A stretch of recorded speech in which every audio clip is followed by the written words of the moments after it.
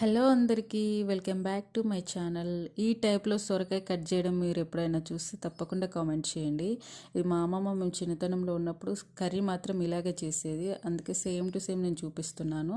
సొరకాయను మనం నార్మల్గా కాకుండా నేను ఇలా కట్ చేసిన విధంగా మంచిగా చిన్న చిన్న ముక్కలుగా కట్ చేసుకోండి మొత్తము. ఇది లోకల్ సొరకాయ అండి, హైబ్రిడ్ది కాదు, మా ఇంటి దగ్గర ఉన్నదే.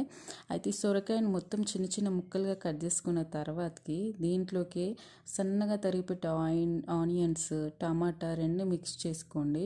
అలాగే దీంట్లోకి నేను కారం వేయట్లేదండి, పచ్చిమిర్చి వేస్తున్నాను. సాల్ట్ వేసి కచ్చాపచ్చ దంచి దీంట్లో వేసుకోండి.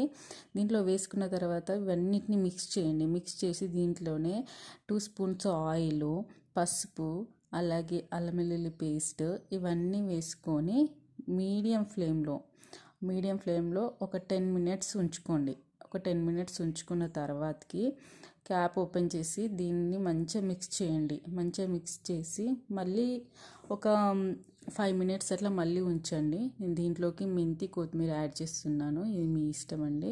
కానీ సొరకాయలో మాత్రం ఎప్పుడు కానీ వాటర్ అనేది మాత్రం యాడ్ చేయకండి, కర్రీ అనేది పాడైపోతుంది, అంటే టేస్ట్ ఉండదు.